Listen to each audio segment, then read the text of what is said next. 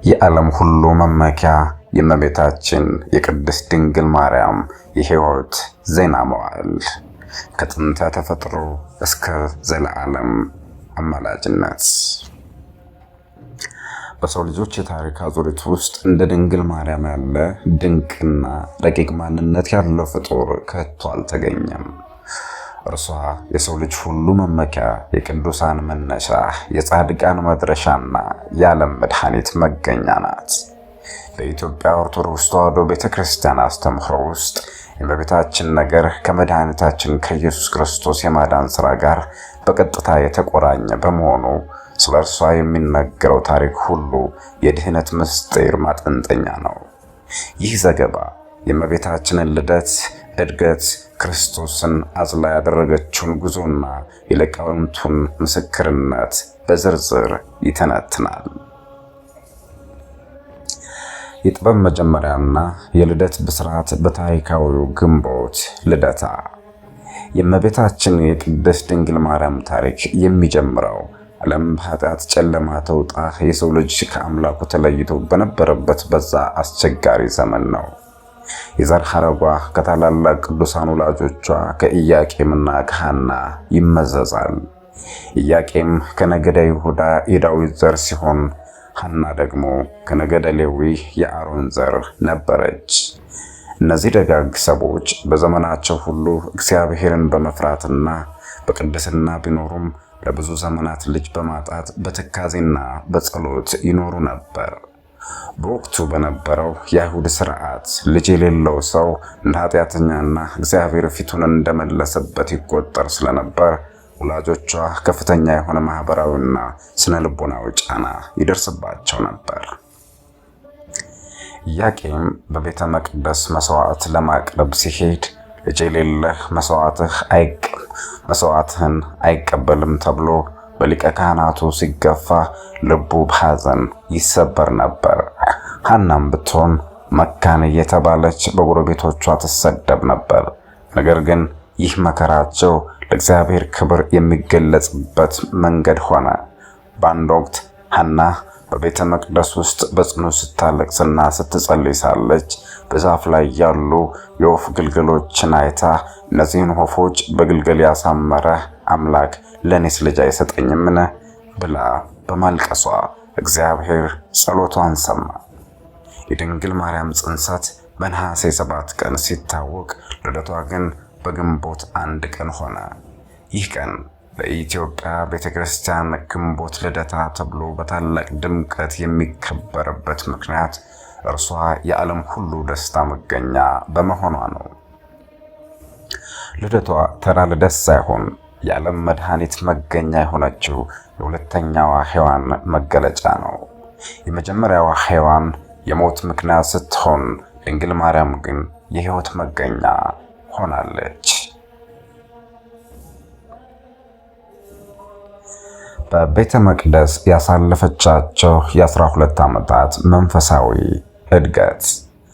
ድንግል ማርያም 3 ዓመት ሲሆናት ወላጆቿ ለስለታቸው ታማኝ በመሆን ወደ ቤተ መቅደስ ወሰዷት። እዚያም በቅድስተ ቅዱሳን ውስጥ በመልአኩ ፋኑኤል እየተመገበችና መለኮታዊ ምስጢራትን እየተማረች አደገች። በቤተ መቅደስ ውስጥ ያሳለፈቻቸው 12 ዓመታት ከዓለማዊ ሐሳብ የራቀችበት፣ በጸሎትና በንጽህና የተጋደለችበት ወቅት ነበር። ታሪኳ እንደሚገልጸው ድንግል ማርያም በቤተ መቅደስ ስትኖር ለሰው ልጅ በምድራዊ ምግብ ሳይሆን በመለኮታዊ ቃልና በሰማያዊ መና ትጠበቅ ነበር። ይህ የእድገቷ ሂደት ለወደፊቱ የእግዚአብሔር ቃል ማደሪያ እንድትሆን የተደረገ ታላቅ ዝግጅት ነበር። ቅዱስ ያሬድ በድርሰቱ እንደሚገልጸው እርሷ የመለኮት ማደሪያ ለመሆን የበቃችው በንጽህናዋና በቅድስናዋ ምክንያት ነው። በቤተ መቅደስ ውስጥ በነበረችበት ወቅት በጸሎትና በሥራ ትጋት ትታወቅ ነበር። ሐዋርያዊቷ ቤተክርስቲያን እንደምታስተምረው ድንግል ማርያም በቤተ መቅደስ ውስጥ ስትኖር የቅዱሳት መጽሐፍትን ምስጢር የምትመረምር፣ በመዝሙርና በምስጋና አምላኳን የምታገለግል ነበረች። መልአኩ ቅዱስ ገብርኤል ለብስራት እስከመጣበት ጊዜ ድረስ እርሷ ለዓለም ሁሉ መድኃኒት የምትሆን ንጽሕት ማደሪያ ሆና ተገኝታለች። ይህ ንጽሕናዋ በሥጋ ብቻ ሳይሆን በሐሳብና በነፍስም ጭምር የነበረ ነው። የብስራት ቃልና የማይወሰነው አምላክ በማኅፀን መወሰን። ድንግል ማርያም 15 ዓመት ሲሆናት የእግዚአብሔር መልአክ ቅዱስ ገብርኤል ወደ እርሷ መጥቶ ጸጋን የሞላብሽ ሆይ ደስ ይበልሽ የሚለውን ታላቅ የምሥራች አበሰራት። የቅጽበት የዓለም ታሪክ የተቀየረበት፣ መለኮትና ትስብዕት የተዋሃዱበት ታላቅ ምስጢር የተፈጸመበት ነው። ድንግል ማርያም እንደ ቃልህ ይሆንልኝ በማለቷ ብቻ የማይወሰነው አምላክ በማኅፀኗ ተወሰነ። ይህ ምስጢር በአባ ሕርያቆስ ቅዳሴ ላይ የማይወሰነው ተወሰነ፣ የማይጨበጠው ተጨበጠ ተብሎ በረቂቁ ቋንቋ ተገልጿል። ድንግል ማርያም ክርስቶስን በማኅፀኗ መሸከሟ ተራ የመውለድ ሂደት አይደለም። ቅዱስ ኤፍሬም ሶርያዊ እንደሚለው ብርሃን በዓይን ላይ እንደሚሰፍር በመለኮትም በማርያም ላይ አደረ። መለኮት በእርሷ ውስጥ ሲያድር ንጽሕናዋን አልለወጥም፣ ይልቁንም ቀደሰውና አከበረው። እርሷም ድንግል በሕሊና ድንግል በሥጋም ሆና አምላክን ወለደች። ይህ የድንግልናዋ ነገር ከልደት በፊት በልደት ጊዜና ከልደት በኋላም የማይለወጥ መሆኑን የኦርቶዶክስ ተዋሕዶ ቤተክርስቲያን በጽኑ ታስተምራለች።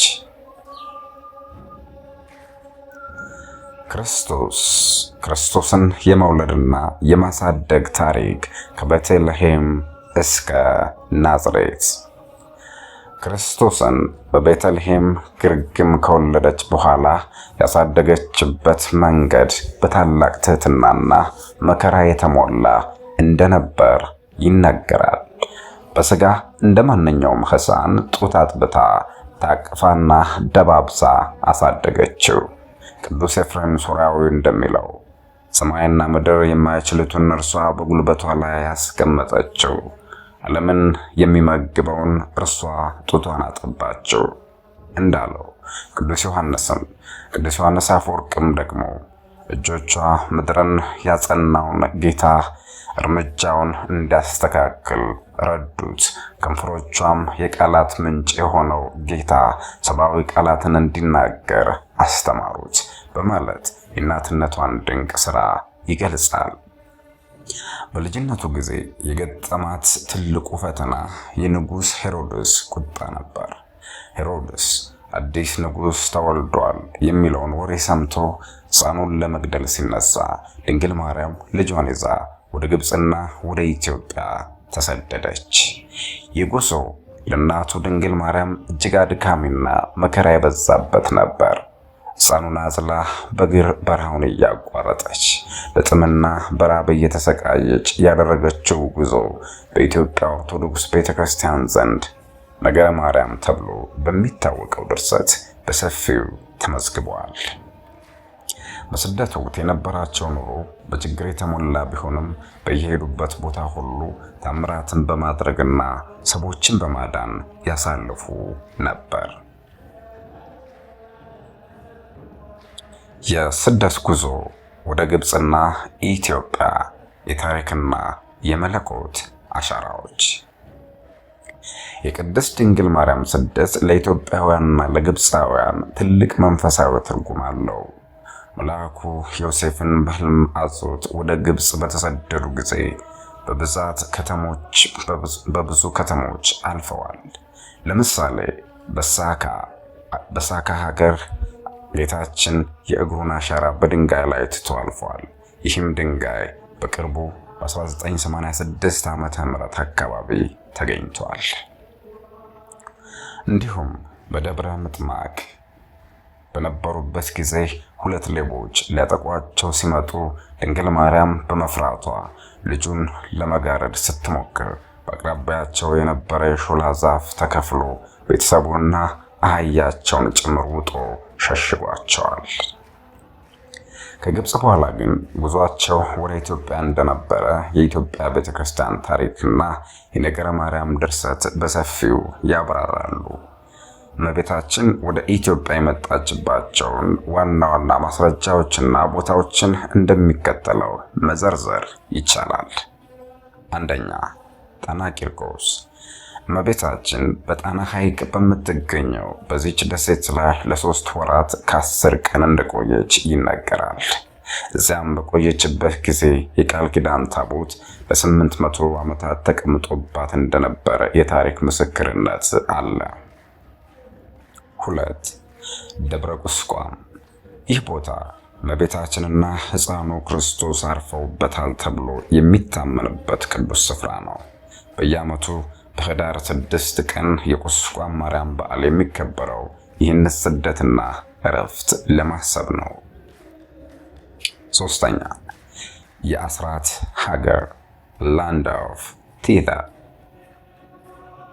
ጌታችን ለእናቱ ቃል በገባላት መሰረት ኢትዮጵያን የአስራት ሀገር አድርጎ ሰጥቷታል። ይህ ማለት ኢትዮጵያ በእመቤታችን ጥበቃና አማላጅነት ስር ያለች ልዩ ሀገር ናት ማለት ነው። በጉዟቸው ወቅት ኢትዮጵያውያን በደስታና በፍቅር እንደተቀበሏቸው፣ አንዳንዶችም ቤታቸውን እንደሰጧቸው ይነገራል።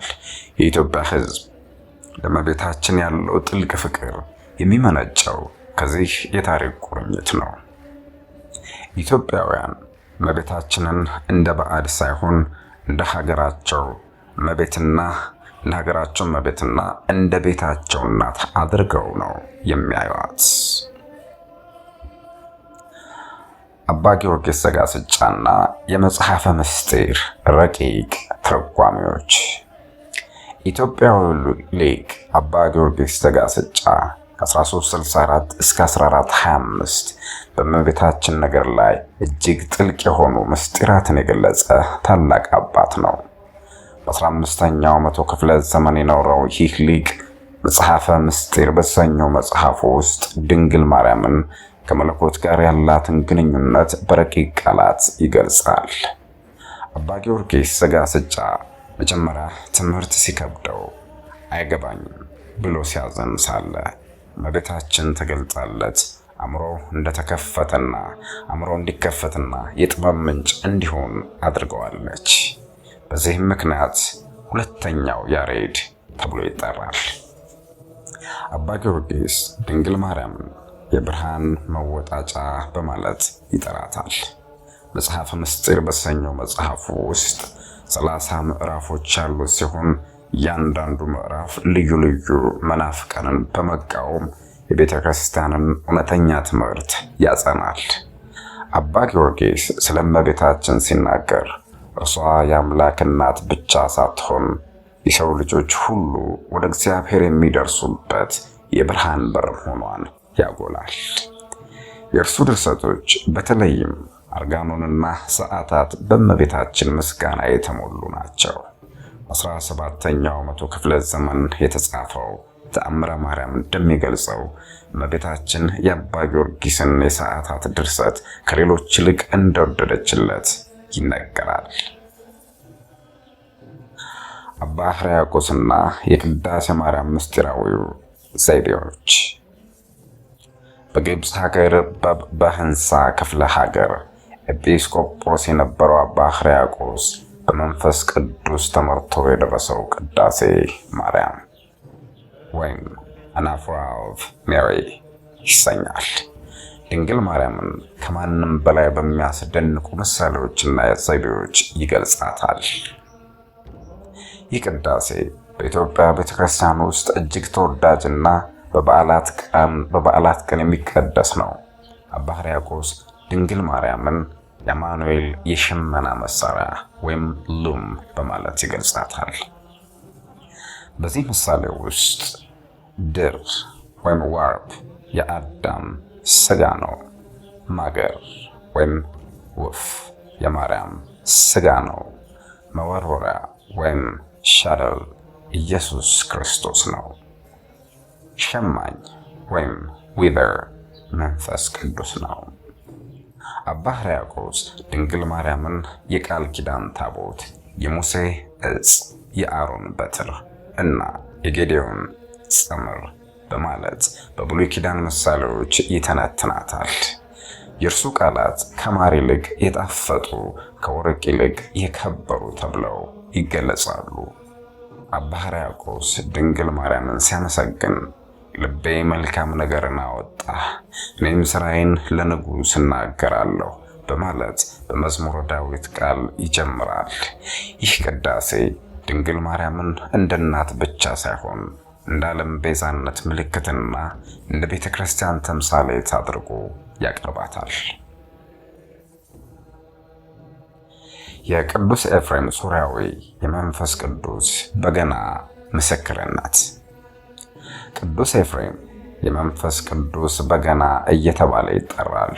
እርሱ የደረሰው ውዳሴ ማርያም ሃርፕ ኦፍ ፕሬይዝ በኢትዮጵያ ኦርቶዶክስ ተዋሕዶ ቤተክርስቲያን ውስጥ በየቀኑ የሚጸለይ መሰረታዊ ጸሎት ነው።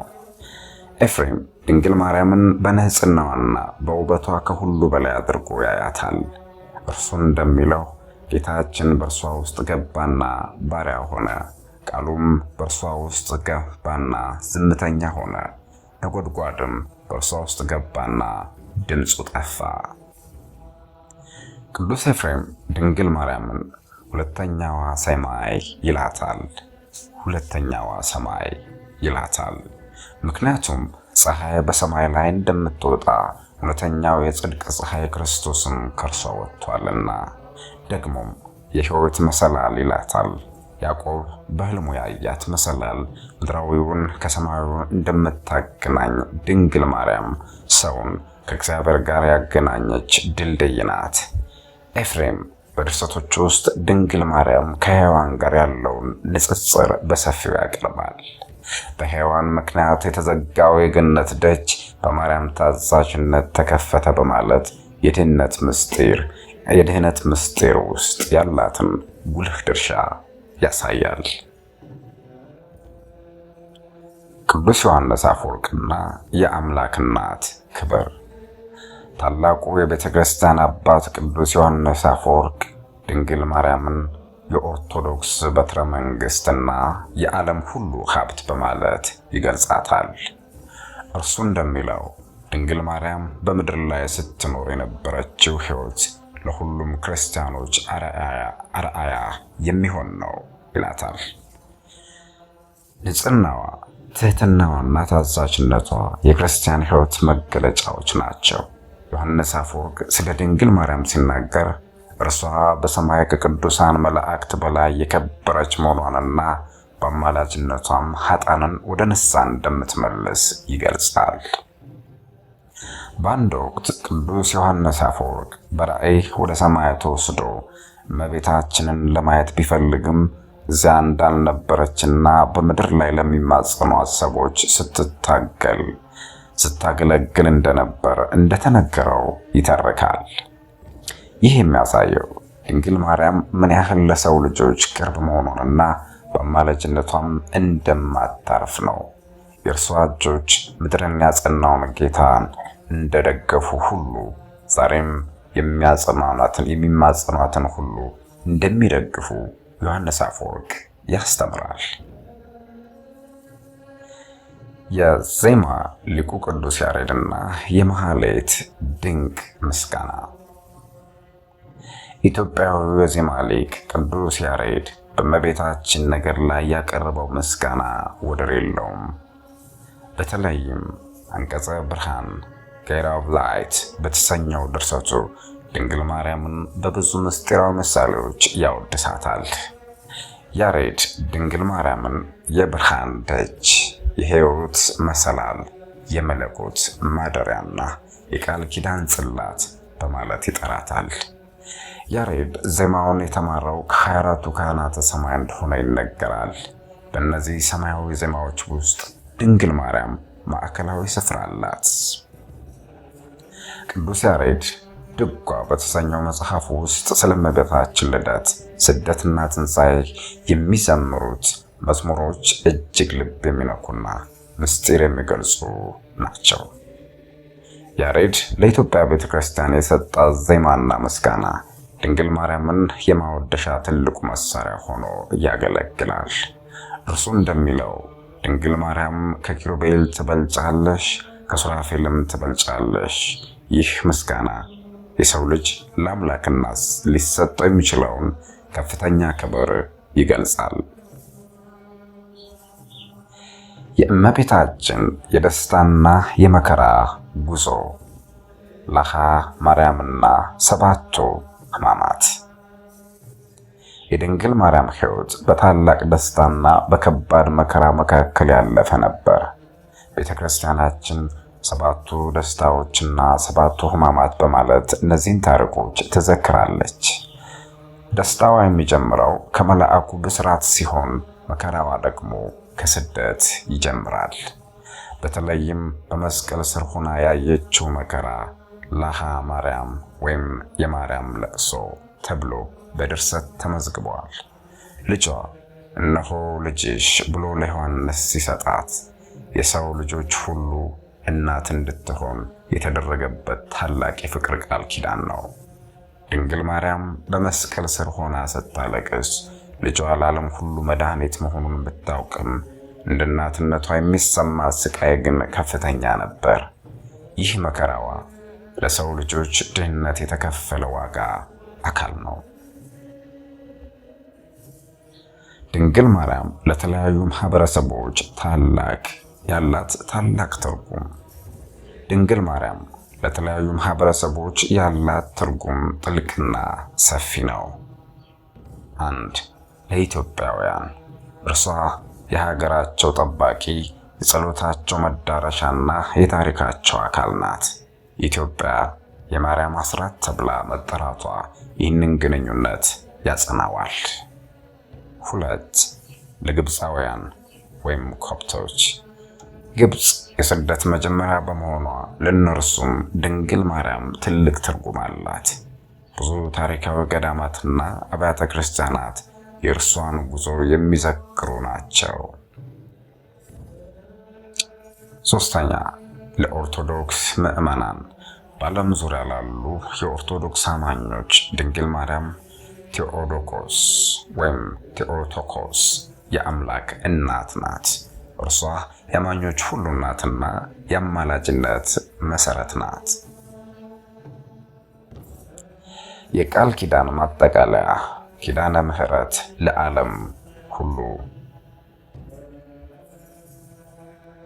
የእመቤታችን ታሪክ የሚደመደመው በታላቁ የቃል ኪዳን በረከት ነው።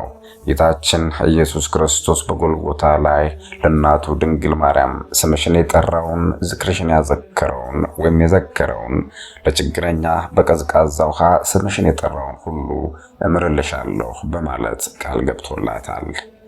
ይህ ቃል ኪዳን ኪዳነ ምሕረት ኮቨናንት ኦፍ ሜርሲ ተብሎ ይጠራል። ይህ ቃል ኪዳን ለሰው ልጆች ሁሉ ተስፋ ነው። ድንግል ማርያም ለኃጥአን የምህረት ደጅ፣ ለጻድቃን ደግሞ የክብር አክሊል ናት።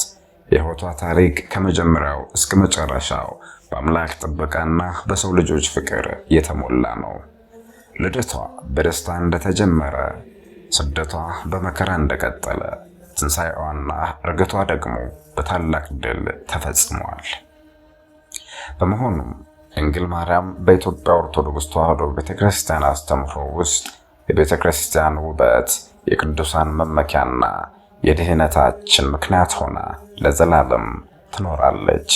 የታሪክ ተመራማሪዎችና የሃይማኖት ሊቃውንት እንደሚስማሙበት የእርሷ ታሪክ የሰው ልጅ ከእግዚአብሔር ጋር የታረቀበት የታሪክ ድልድይ ነው። የሊቃውንቱ ምስክርነት፣ የታሪኩ እውነተኛነትና የምዕመናንን ፍቅር ተዳምሮ ድንግል ማርያምን በሰው ልጆች ልብ ውስጥ የማይጠፋ ፋና አድርጎ አትሟታል፣ አቁሟታል። መልካም ጊዜ።